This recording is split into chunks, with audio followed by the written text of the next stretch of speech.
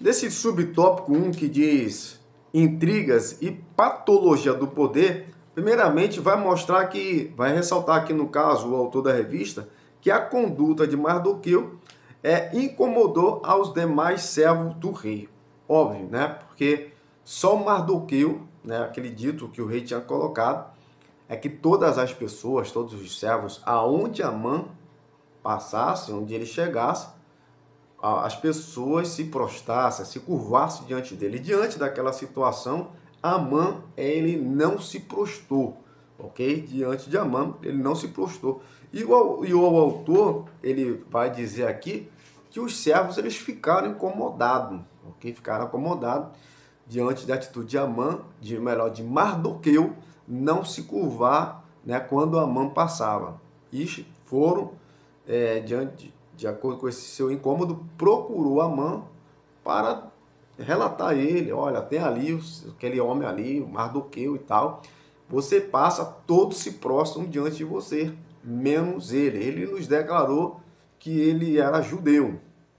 Esse é o que ele falou. De acordo com uma lição aqui, o autor, né, o autor da revista, isso aí, gente, é uma interpretação pessoal dele, tá? Então, você precisa fazer essa diferenciação. Você pode ou não concordar com ele. Você tem uma cabeça pensante, tá ok?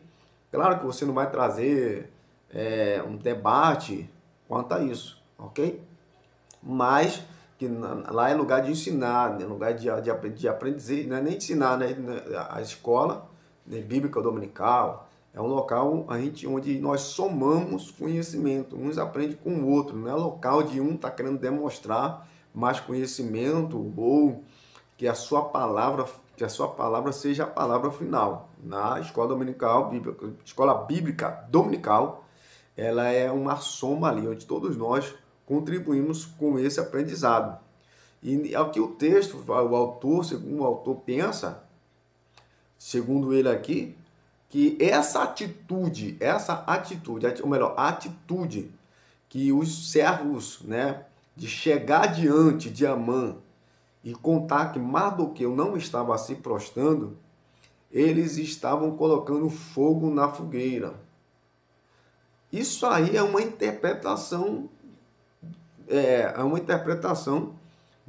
do autor da revista, desse comentário, do rapaz, né, do pastor, do teólogo, do pastor que está fazendo esse comentário.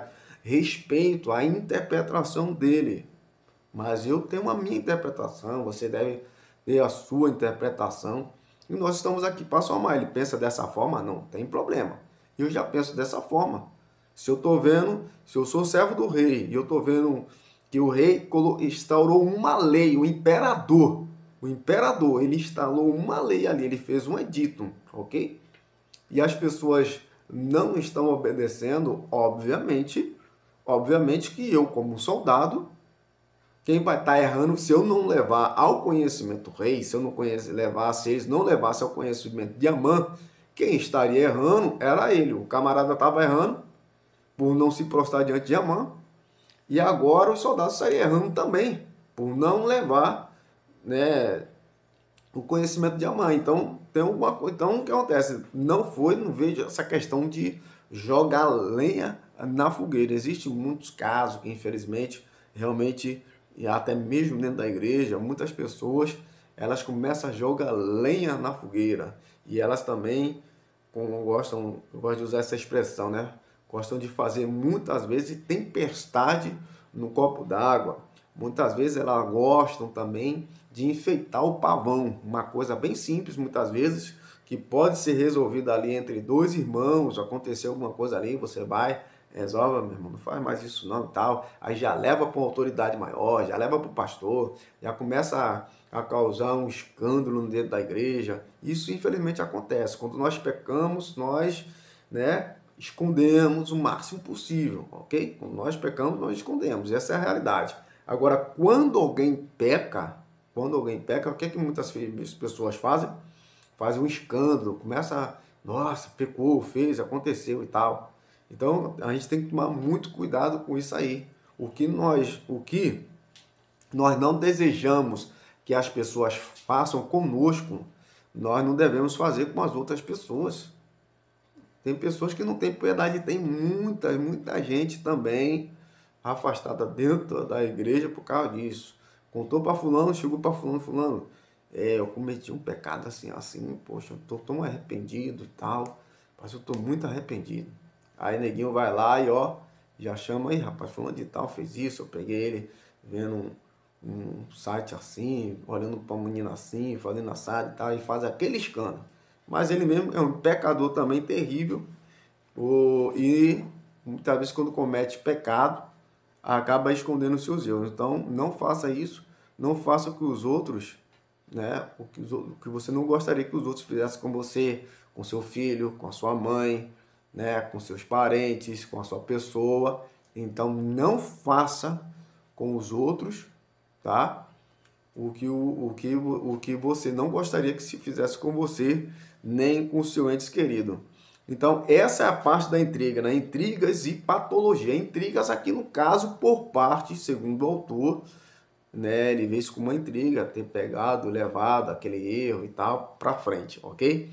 E no caso a personalidade do Antia é justamente a personalidade de Amã, porque diante do que ele recebeu, né, do que ele ficou sabendo, que Amã, ou melhor, que Mardoqueu não se prostrava diante dele, qual foi a atitude de Amã?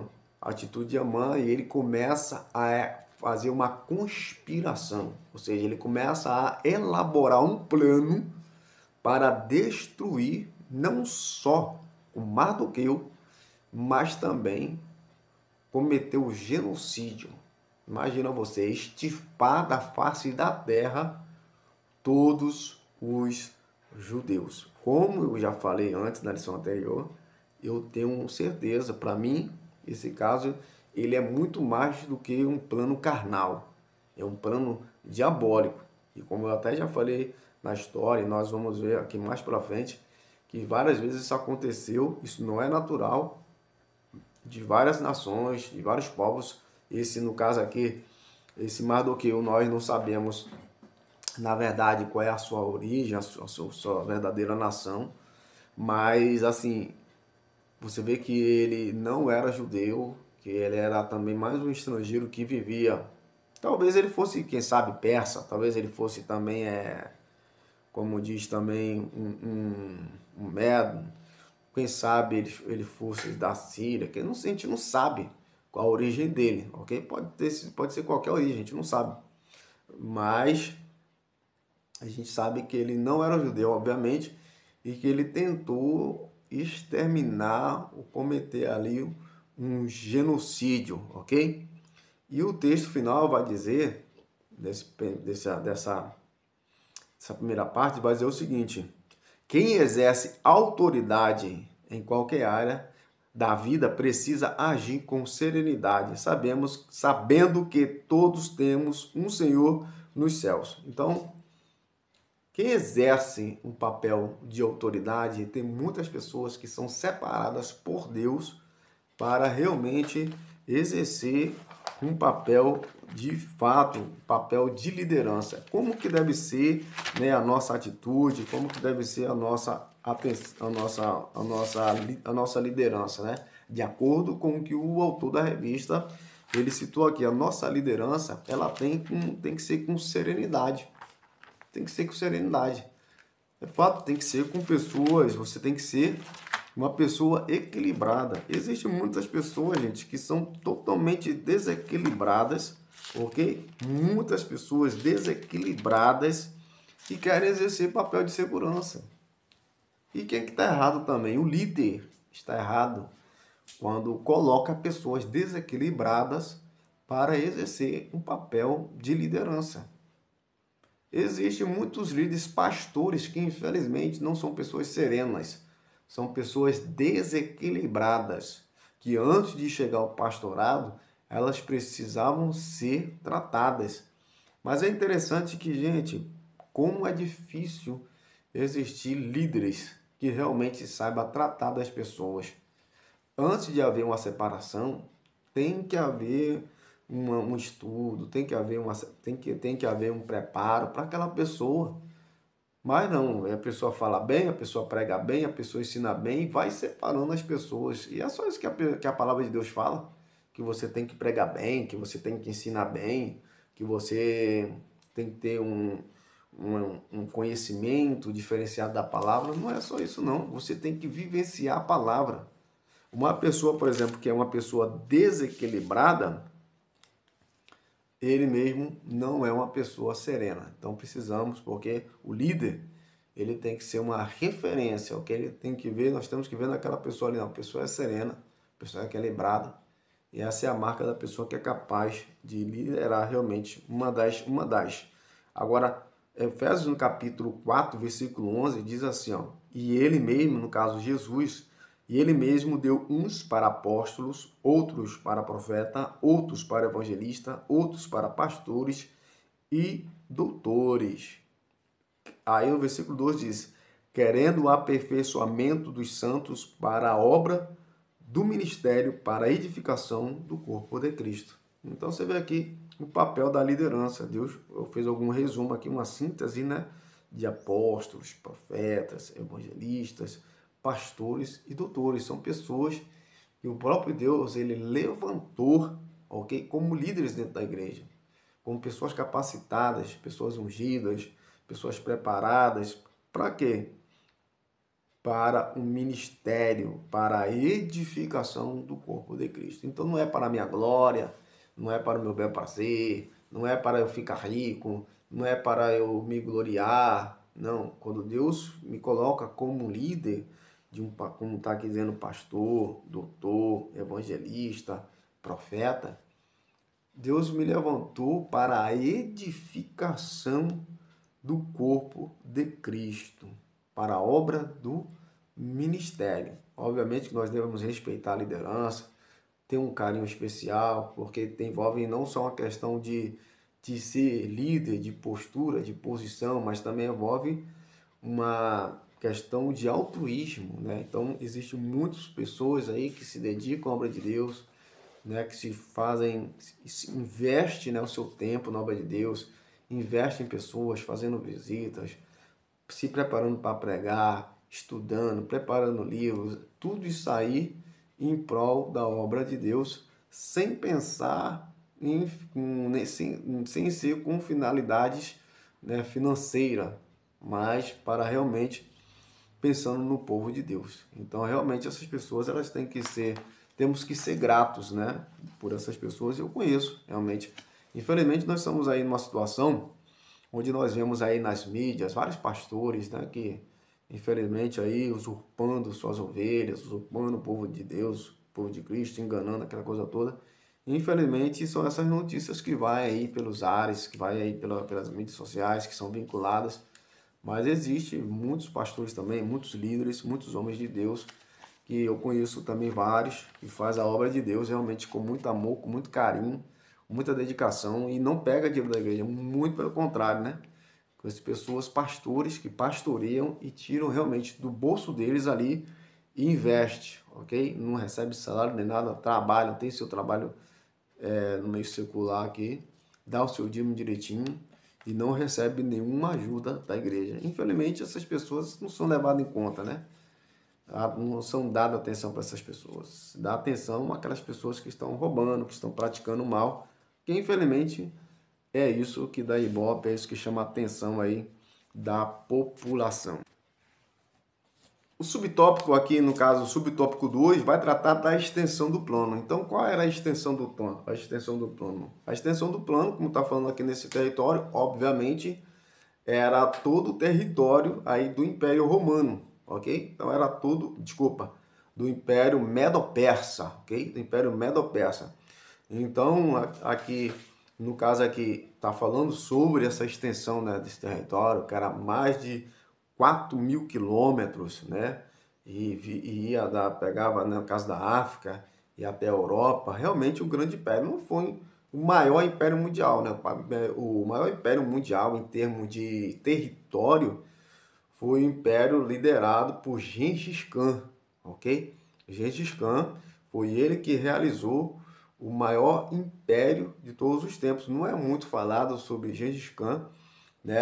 E o que durou mais tempo na história foi o Império Romano. O Império Romano durou quase 500 anos. Esse foi o maior império da história no mundo. Agora, o que está falando? Que além, né, de esse plano de destruir, de aniquilar com o povo judeu, ele se estendia por todo esse império, obviamente, que incluía também aí o povo, os judeus que estavam lá em Jerusalém, trabalhando na reforma e na construção do templo. Então, quando a notícia veio, né, obviamente, desse plano aí para destruir com os judeus, houve uma comoção total daquele povo, realmente o terror entrou dentro do coração daquelas pessoas e foi um dos momentos aí mais difíceis da história. Aqui nesse subtópico 3 diz assim, diz astúcia e oportunismo, ou seja, demonstrando que, de acordo com o que nós lemos agora, que no caso Amã era um homem astuto e também um homem oportunista, ok? Sempre você vai ver, quando você vê essa palavra, no caso de astúcia, oportunismo, em muitos casos, não em todos, tá? Mas está sempre ligado a atos e atitudes negativas. Aqui, primeiramente, vai demonstrar que ele foi astuto, né? Como assim? Ele convenceu o rei Assuero, né? Mas para isso ele escondeu qual foi a sua verdadeira motivação. O rei tomou uma atitude ali, né? No caso, aceitou, né, o pedido de Amã, no caso, de exterminar, né, com todo aquele povo judeu, com todos os judeus, mas ele não falou, ele simplesmente falou para que as pessoas não estavam, no caso, obedecendo às leis do império, desobedeciam às leis do império, ok? Só que ele foi ainda mais astuto, ele foi muito astuto, porque ele, além disso, primeiro ele falou que havia um povo que precisava ser destruído porque esse povo não obedecia às leis do Medo-Persa, do Império. Estavam desobedecendo a ele, ok? Então, agora, para ratificar e para que o rei não questionasse mais ele, o que ele ofereceu? Ele ofereceu dinheiro para o rei. Olha só que situação. Aqui o texto vai deixar claro, 10.000 talentos de prata. Convertendo, vai ficar em toneladas, vão ficar cerca de 350 toneladas de prata. Em quilos, vai dar 350 mil quilos de prata. Gente, é muita coisa. E aqui o texto vai dizer que isso aqui significa equivalente a 2/3 da renda anual do império. Gente, tu imagina o império, o que ele arrecada, né, de dinheiro, de ouro, de prata naquele período. E aqui está falando que essa soma de dinheiro ela é tão grande, essa soma de prata era tão grande, que equivale a 2/3. E como que ele ia conseguir, gente? Ele, assim, ele fez uma proposta para o rei que, sinceramente, era irrecusável. Era uma proposta, assim, o rei, sei lá, treta, será bilionário. Não dizer assim, não precisa de dinheiro. Cara, o cara ofereceu 350 toneladas, 350 mil quilos de prata. Ele queria tanto, tanto, tanto, mas tanto ouvir um sim do rei. Queria tanto exterminar o povo judeu que ele se comprometeu em pagar ao rei 350 toneladas. É muita coisa, gente. Toneladas de prata. Você vê que Tipo, cara, eu quero acabar com ele, eu vou fazer o possível. Agora, como que ele ia conseguir esse dinheiro? Eu não sei. Uma das coisas que eu acredito, uma das formas que eu acredito que ele ia conseguir essa prata, esse valor aqui, não sei se esse valor todo ele ia conseguir, mas ele ia conseguir dos próprios judeus, né? Porque ele ia pegar todos, tomar, obviamente que ia ser boa parte aí das posses aí desse povo que ele ia tomar, né? Provavelmente ele ia estar aí no comando aí nesse dia do extermínio. Então seria o despojo, né?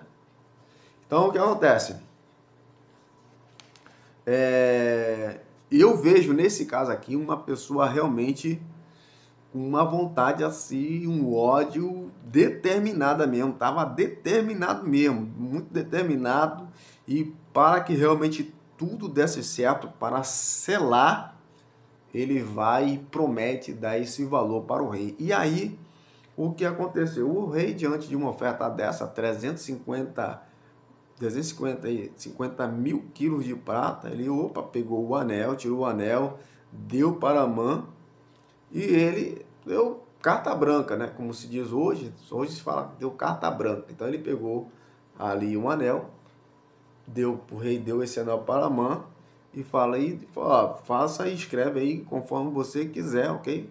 Tá assinado aí em nome do rei, tudo direitinho. É só você pegar o anel agora, né? Tinha um anel que era o selo, no caso do rei, que carimbava ali, o que ele carimbasse ali, tava tudo certo. Então, nesse caso aqui, nesse episódio específico, o rei Assuero se mostrou facilmente manipulável, ok? E existem muitos líderes que são assim, gente. Como a gente conhece na medida da história, como as pessoas são manipuláveis. E uma das pessoas que são mais manipuladas, obviamente, infelizmente, é as pessoas, obviamente, que estão falando aqui, pessoas que sofrem, no caso assim, sofrem, ou melhor dizendo, que estão numa posição de autoridade. Muitas dessas pessoas aqui têm que tomar muito cuidado, porque muitas pessoas aqui, elas são manipuladas para fazerem o mal a outra, mesmo que de uma forma inocente, mesmo sem saber. No caso aqui, o rei sabia, só que o rei não sabia que essa pessoa que ele estava determinando para fazer o mal, incluía também, não só o povo judeu, incluía também, no caso, a sua esposa. Subtópico 3, ou melhor, subtópico 2, a tristeza de Mardoqueu, dos judeus e de Esther, ok?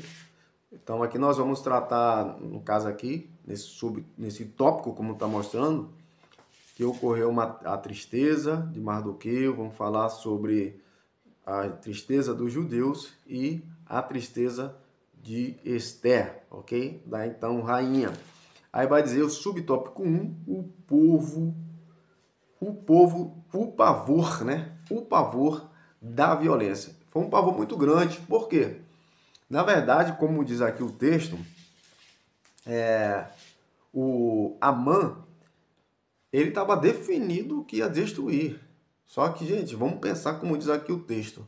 Existia crianças, existia idosos, existia mulheres grávidas, existia, né, como qualquer outra população, existia pessoas de todas as faixas etárias, existiam bebês, ou seja, pessoas inocentes que não tinha nada a ver com a raiva dele, com a intriga dele, com Mardoqueu. Se ele quisesse matar Mardoqueu, estava errado, estava errado.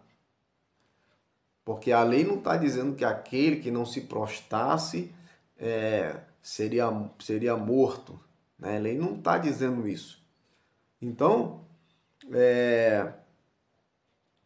e nesse plano aqui, ele resolveu que ia matar todos os judeus que houvesse no império, independentemente da sua idade, da sua faixa etária. Todos estavam correndo risco de vida por causa a perversidade de um homem chamado Amã. E aqui vai demonstrar, o texto vai demonstrar que desde a antiguidade, logo na antiguidade, sempre foi assim. Vai citar aqui, no caso aqui, o texto, né, no caso de Caim, que foi o primeiro ato de violência nas Escrituras, não é isso? Onde Caim, infelizmente, ali ele mata Abel. Você vai ver que no capítulo 6, versículo 11 a 13 de Gênesis, ali em Gênesis, você vai ver que a palavra de Deus vai mostrar que a violência se crescia cada vez mais. Hoje nós estamos aí, hoje vivemos nos países, Brasil, um dos países mais violentos do mundo. Tem pessoas mesmo que têm fobia de sair de casa, tem medo de sair de casa, né? A violência está grande. E eu, nos meus horários de folga mesmo, eu dirijo, né? Faço Uber e tal. Então as pessoas, elas estão me alertando, as pessoas falam como isso é perigoso. E a gente vê que a gente vive numa sociedade altamente perigosa. Aqui no Rio de Janeiro, né? Baixada Fluminense, chega ainda, obviamente, é muito mais uma das áreas mais perigosas e até mesmo do que o centro do Rio de Janeiro, é a Baixada Fluminense, né? Magé, Caxias, essas regiões, Nova Iguaçu, Belford Roxo, são aí lugares que é muito conhecido aí, e estão sempre nos jornais, por causa da violência. Infelizmente, os locais mais pobres, né? Geralmente os locais mais pobres são os locais mais perigosos. Aqui no caso, a gente está num local de pessoas ricas, de pessoas granfinas, e onde também a gente sabe que existe muito essa questão da violência. Então nós temos que orar, pedir a Deus. Eu sempre estou, quando eu saio, infelizmente eu tenho alguns lapsos de memória e acabo esquecendo algumas vezes, mas aí no meio do caminho eu vou e oro. A gente não pode deixar de orar, gente. Saiu de casa, tem que orar. Chegar no local, ora. Nem que seja com pensamento, nem que seja caminho, mas sempre está orando, porque é justamente para Deus nos guardar aí da violência que impera nesse sistema, né? Então, nós vamos lá agora para o subtópico 2 que diz a bebida, confusão e tristeza. Nesse tópico aqui, ele vai dizer que, no caso, o Império Medo-Persa, eles tinham construído, né, uma estrada chamada de Império Real, né, uma estrada real, e essa estrada era muito importante por quê? Porque essa estrada, ela fazia com que as cartas, né, com que o meio de auxiliava muito aos meios de comunicação. Então, diante dessas cartas, no caso, diante dessa situação, as cartas elas foram enviadas, não é isso? Amã recebeu, no caso do rei, para ele fazer livre-arbítrio, para fazer a carta, para enviar essas cartas aí para as populações, ok? Para as populações poderem atacar e matar o povo judeu. É claro que era assim, uma situação bem complexa, porque a gente sabe que o povo judeu sempre foi um povo muito quieto, um povo muito na dele, um povo muito discreto, né? A gente vê que o povo judeu sempre foi um povo, esse tipo de povo.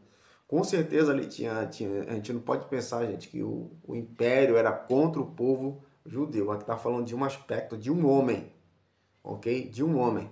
Aí é claro que aquelas pessoas que eram contra os judeus tinham também seus inimigos, obviamente, mas obviamente que tinham seus amigos também. E aquelas pessoas que tinham algo contra os judeus iam se aproveitar daquela situação, quando receberam aquelas cartas, para poderem, dando liberdade para eles, incentivando eles a atacar o povo judeu. Obviamente que quando eles receberam aquela carta, eles obviamente se prepararam para atacar o povo judeu. E daqui até a partir daquele momento, provavelmente os inimigos de Israel, que havia também, assim como tinha amigos, tinham também inimigos, provavelmente eles já começaram até a ameaçar. Olha, recebemos uma carta aqui e a partir de tal dia, ok? Tal dia que você vão ser morto, eu vou matar você, eu vou matar sua família, eu vou matar isso, aquilo, outro. Existiam pessoas também que já estavam pensando em tomar posse deles, e existiam vários casos ali que a gente pode imaginar, de pessoas que já estavam se preparando, obviamente, né? Para agora você sabe que aconteceu o reverso, né? Quando foi revertida a situação, ok? Não vamos adiantar aqui, mas os judeus aproveitaram da oportunidade, ok? E aí atacaram aquelas pessoas que eram seus inimigos, que já haviam ameaçado elas, tá? Eles atacaram aí e destruíram os inimigos dele, ok? Então houve o reverso aí da situação aí ao final, ok? Mas enfim, essa estrada aqui no caso está demonstrando aqui que foi muito importante, né, para aquele império e para que as mensagens chegassem rapidamente.